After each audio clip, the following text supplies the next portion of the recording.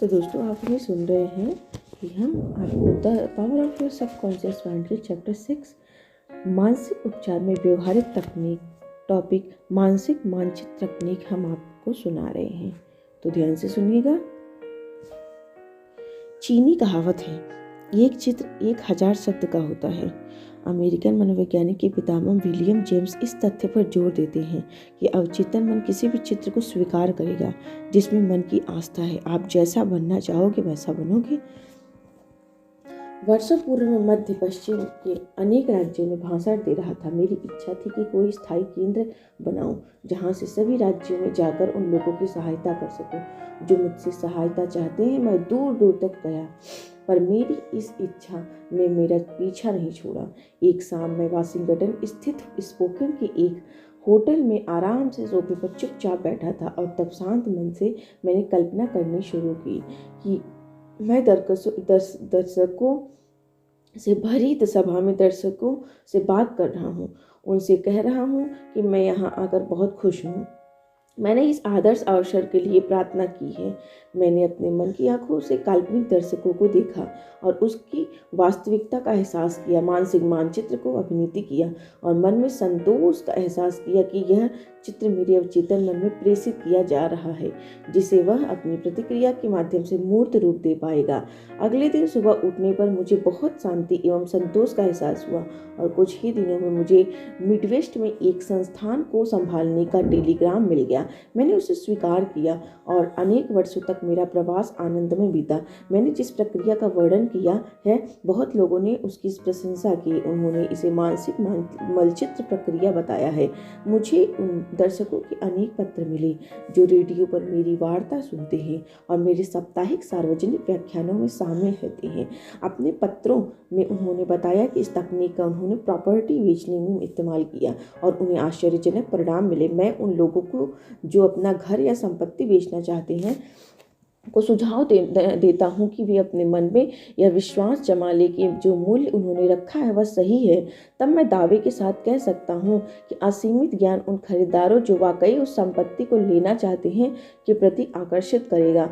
उसे खरीदने पर उनकी खुशहाली बढ़ेगी। यह सब करने के बाद मेरा सुझाव है कि वे अपने मन को शांत करें, आराम दें और धीरे धीरे तंद्रा में चले जाएं, निद्रा की स्थिति में पहुंच जाएं। इससे उनकी मानसिक क्रिया स्थिर हो जाएगी। इसके बाद उन्हें यह चित्र देखना है कि उनके हाथ में चेक है। खुशी का इजहार करें, चेक के लिए धन्यवाद दें और फिर इस एहसास के साथ सो जाएं कि मन में जो चलचित्र बना था वह एक स्वाभाविक क्रिया थी। वे ऐसा व्यवहार करें जैसे कि वह एक वास्तविकता थी और अवचेतन मन उसे अंकित कर लेगा तथा मन की भीतरी शक्तियां के माध्यम से खरीदार एवं बेचने वाला दोनों मिल जाएंगे। एक चित्र आस्था के बल पर परिणाम प्रस्तुत करेगा। तो दोस्तों, जैसा आपने सुना कि आप जैसा ही इमेजिनेशन करेंगे अपने आप जो भी इच्छा चाहते हैं, जो भी आपकी मनोकामना है, आप उसे आंखें बंद करके अपने इमेजिनेशन से सोचिए कि आपके साथ वो हो चुका है। जो आप चाहते हैं आप सोचिए कि आपका वो हो चुका है। उसी तरीके से आपका अवचेतन मन उसे स्वीकार करके आपकी इच्छाएं को पूर्ण कर देगा। आगे सुनते हैं कि बोडाइन तकनीक क्या होता है। चार्ल्स बोडाइन राउसी इंस्टीट्यूट में प्रोफेसर थे। वो एक सफल मनोचिकित्सक के साथ साथ new Nancy school of healing के रिसर्च डायरेक्टर भी थे। उन्होंने सन 1910 में अवचेतन मन को प्रभावित करने के लिए एक नायाब तकनीक की जानकारी दी। उस तकनीक के अनुसार अवचेतन मन में प्रवेश करने की सर्वोत्तम तकनीक है कि तंत्रा में अर्थात सुसुप्त अवस्था में चले जाओ, जिसमें शरीर की क्रियाएं कम से कम हो जाएं। उसके बाद शांत, स्थिर और मृदुल आवाज में अपने विचार को अवचेतन मन में पहुंचा दो। उनका फार्मूला इस प्रकार है। अवचेतन मन में विचार को प्रेषित करने का आसान तरीका यह है कि जिस विचार को अवचेतन मन में प्रेषित करना हो उसके सारांश को छोटे वाक्यों में बना लें, जिसे आप आसानी से कह सकते हैं और आपका अवचेतन मन उसे तुरंत स्वीकार कर लेगा। उन वाक्यों को शांत स्वर में बार बार इस प्रकार दोहराएं जैसे बच्चे को सुनाने के लिए लोरी गाई जाती है। कुछ वर्ष पूर्व लॉस एंजेलिस की एक युवा महिला लंबे समय से पारिवारिक वसीयत से संबंधित एक मुकदमे में फंसी हुई थी। उसके पति ने सारी जायदाद वसीयत में उसके नाम कर दी थी, जिसको लेकर पति की पूर्व पत्नी के बेटे और बेटियों ने संपत्ति पर अपने अधिकार के लिए मुकदमा कर दिया था। उस महिला को बोडोइन तकनीक के बारे में बताया गया। उसने उस तकनीक का प्रयोग इस प्रकार किया, वह एक आराम कुर्सी पर बैठ गई। शरीर को पूर्ण शांत और आरामदेह बनाकर उसने अपनी आंखें बंद कर ली और सोने की स्थिति में आ गई। उसके बाद उसने अपने विचार को 7 शब्दों के एक वाक्य में स्थिर और मृदुल आवाज में कहना शुरू किया। दैवी शक्ति से यह खत्म हो गया। एक वाक्य का यह संदेश आसानी से अवचेतन मन में प्रविष्ट हो गया। इन शब्दों का महिला के लिए महत्व का अर्थ था। उसके अवचेतन मन के नियमों के माध्यम से असीमित ज्ञान सामंजस्य के सिद्धांत के अनुकूल सामंजस्यपूर्ण स्थिति बना देगा। उसने इस तकनीक को 10 दिनों तक सोते समय दोहराया। रात को सोने से पूर्व वह आहिस्ता से शांत स्वर में पूर्ण निष्ठा के साथ बार बार दोहराती, दैवी शक्ति से यह खत्म हो गया है। उसके बाद वह शांत होकर संतोष के साथ गहरी नींद में सो जाती। इस रातों को संदेश दोहराने के बाद 11वें दिन जब वह सुबह उठी तो उसे विश्वास हो गया कि वह मुकदमा खत्म हो गया है। उसी दिन उसके वकील का टेलीफोन आ गया। उसने बताया कि दूसरी पार्टी समझौते के लिए राजी हो गई है। बाद में सामंजस्यपूर्ण समझौता हो गया, मुकदमा वापस ले लिया गया। आइए हम सीखते हैं सोने की तकनीक। सोने की मुद्रा में या तंद्रा की स्थिति में प्रयास कम करना पड़ता है। अवचेतन मन नींद के समय बहुत शांत हो जाता है। इसका कारण यह है कि नींद से पूर्व और नींद के फौरन बाद अवचेतन मन से बड़े पैमाने पर विचार निकल जाते हैं और वह खाली हो जाता है। ऐसे समय में नकारात्मक विचार अवचेतन मन में नहीं रहते, जो अपनी इच्छाओं को स्वीकार करने में बाधा पहुंचाते हैं।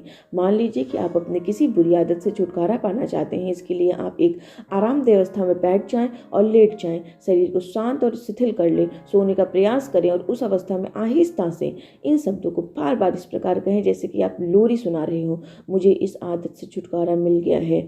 मेरे मन में अब सामंजस्य और शांति का वातावरण है। यही संदेह बड़ी आत्मीयता से शांत स्वर में सुबह और रात में 5 या 10 बार दोहराएं।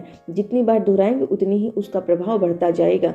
जब भी आपको अपनी बुरी आदत की चाहत हो, इस फार्मूले की ऊंची आवाज में दोहराएं। इस तकनीक से आप अवचेतन मन को संदेश स्वीकार करने के लिए प्रेरित करेंगे और आपकी बुरी आदत गायब हो जाएगी तथा धीरे धीरे छूट जाएगी।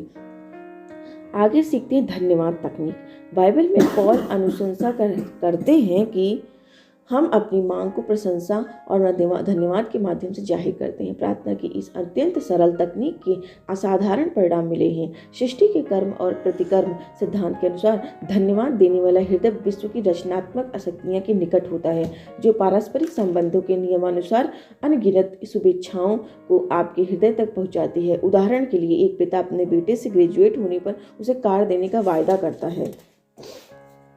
बेटे को कार नहीं मिली है, लेकिन वह मन ही मन में धन्यवाद देता है और खुश होता है जैसे वास्तव में उसे कार मिल गई हो। उसे मालूम है कि उसके पिता अपना वायदा पूरा करेंगे और वह खुशी से आभार प्रकट करता है, जबकि वास्तविक रूप में उसे अभी तक कार नहीं मिली है। जो भी हो, उसने मन में कार को पा लिया है और वह खुश है और मन में आभार प्रकट कर रहा है।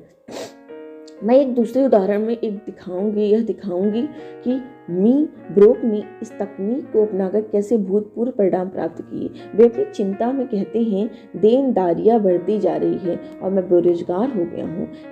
मेरे 3 बच्चे हैं और हाथ में एक पैसा नहीं। मैं करूँ तो क्या करूँ। नियमित रूप से 3 सप्ताह तक उन्होंने रोजाना रात को सोते समय और सुबह उठने पर इन शब्दों को पूरे आराम से शांत होकर और मन में आभार की भावना के साथ दोहराया। हे ईश्वर, मेरी दौलत के लिए धन्यवाद। उन्होंने कल्पना की कि वे अपने भीतर स्थित असीमित शक्ति और ज्ञान को संबोधित कर रहे हैं, जबकि रचनात्मक ज्ञान या असीमित मन को वे देख नहीं पा रहे हैं। वे आध्यात्मिक शक्ति से जनित मन की आंखों से देख रहे थे कि धन दौलत की छवि पहली वजह है, जो धन प्रतिष्ठा तथा आहार के लिए जरूरी है। उनके विचारों की भावना का तत्व संपदा था, जो किसी पूर्व दशा से किसी प्रकार जुड़ा नहीं था। धन्यवाद ईश्वर को बार बार दोहराने से उनका मन और हृदय ऊपर उठकर स्वीकार बिंदु तक पहुंच गया। और जब कभी भय अभावों के विचार, गरीबी तथा परेशानियां उनके मन में दस्तक देती, वे यही कहते, धन्यवाद ईश्वर। वे जान गए कि चूंकि उन्होंने धन्यवाद का व्यवहार बनाए रखा है, वे अपने मन को परिवर्तित करके उसमें धन संपदा का विचार पैदा कर देंगे, और हुआ भी वही। उनकी प्रार्थना का उत्तर बड़ा दिलचस्प है। इस तकनीक से प्रार्थना करने के बाद उन्हें राह चलते 20 साल पुराना उनका एक नियोक्ता मिल गया।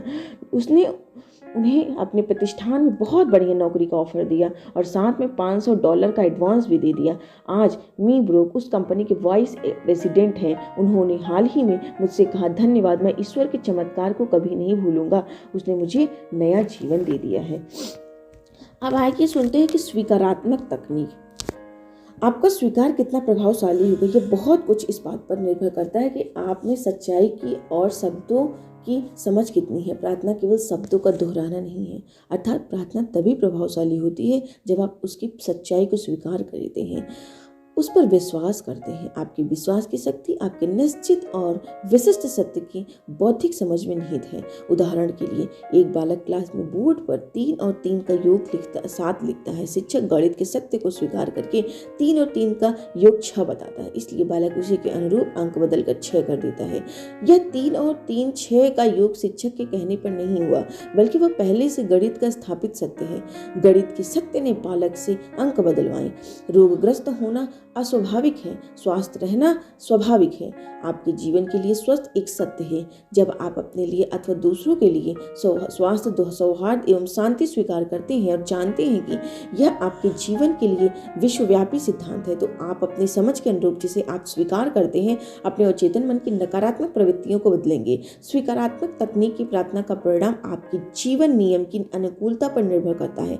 आप चाहे कोई भी हो, एक क्षण के लिए मान लीजिए गणित का एक सिद्धांत है और कोई गलती नहीं, सत्य का एक सिद्धांत है लेकिन बेईमानी नहीं, ज्ञान का सिद्धांत है लेकिन अज्ञान नहीं, सौहार्द का सिद्धांत है लेकिन मनमुटाव नहीं, स्वास्थ्य का सिद्धांत है लेकिन रोग नहीं, और संपन्नता का सिद्धांत है लेकिन अभाव या गरीबी नहीं। स्वीकारात्मक तकनीक का प्रयोग लेखक ने अपनी बहन पर किया। इसका इंग्लैंड के एक अस्पताल में गॉल ब्लैडर के पथरी का ऑपरेशन होना था। स्थिति की जानकारी विभिन्न परीक्षणों तथा एक्सरे रिपोर्टों से मिली। उसने मुझसे प्रार्थना करने को कहा। हम दोनों के बीच 6500 मील की दूरी थी, किंतु मन के सिद्धांत के लिए समय और दूरियां कोई मायने नहीं रखती। असीमित मन या ज्ञान प्रत्येक स्थान पर प्रत्येक क्षण एक साथ प्रस्तुत रहता है। मैंने रोग के सभी लक्षणों और शारीरिक व्याधियों के इरादों अथवा विचारों को अपने मन से निकाल दिया और मन से में निम्नलिखित प्रार्थना को स्वीकार किया। यह प्रार्थना मेरी बहन कैथरीन के लिए है। वह आराम से है, शांति में है, आत्मविश्वास में है, संतुलन में है और शांत है। उसके अवचेतन मन का उपचार ज्ञान जिसने उसके शरीर की रचना की है, अब उसके शरीर की प्रत्येक कोशिका को, नस को, प्रत्येक ऊतक, मांसपेशी और हड्डी को उसके अवचेतन मन में रखें। सभी परिष्कृत अंगों के नमूने के अनुरूप रूपांतरित कर रही है। शांति से आहिस्ता आहिस्ता उसके मन की सभी विकृत प्रवृत्तियां हट रही है, समाप्त हो रही है, और जीवन सिद्धांत की शक्ति, संपूर्णता एवं सौहार्द उसके शरीर के प्रत्येक तंतु के प्रदर्शित हो रहा है। वह अब उपचार के वेग को स्वीकार करने के लिए तैयार है, जो उसके शरीर में नदी के प्रवाह की तरह बह रहा है और उसमें पूर्ण स्वास्थ्य, सौहार्द एवं शांति स्थापित कर रहा है। सभी विकृतियां और कुरूप छवियां अब प्रेम के अथाह सागर में विलीन हो चुकी है और उसके शरीर में शांति का साम्राज्य स्थापित है। ऐसा ही हो। मैंने उपर्युक्त प्रार्थना दिन में कई बार की और 2 सप्ताह के अंत में मेरी बहन ने परीक्षण करवाया, जिससे अभूतपूर्व उपचार के लक्षण दिखाई दिए और एक्सरे की रिपोर्ट में नेगेटिव आए। स्वीकार करने का अर्थ है उसे मान लेना, और जब आप मन के इस व्यवहार को सत्य मान लेंगे, तब चाहे उसके विपरीत कितनी भी तथ्य क्यों न हो, आपको अपनी प्रार्थना का उत्तर मिलेगा। आपका विचार केवल स्वीकार करेगा, क्योंकि यदि आप इनकार करते हैं तो आप दरअसल में उसको स्वीकार कर रहे हैं जिसे आप इनकार कर रहे हैं। स्वीकार को दोहराना या जान लेना है कि आप जो कह रहे हैं और क्यों कह रहे हैं, यह आपके मन को चेतना की उस अवस्था तक ले जाता है जहां वह आपके कहे को सच स्वीकार कर लेता है। जीवन के सत्य को दोहराते रहें जब तक कि आपको अवचेतन मन की प्रतिक्रिया नहीं मिल जाती जो आपको संतोष देगी। तो दोस्तों, इसी तरीके से हमारे वीडियो को सुनते रहिए। आगे की लाइन को हम अगली वीडियो में आपको सुनाते हैं।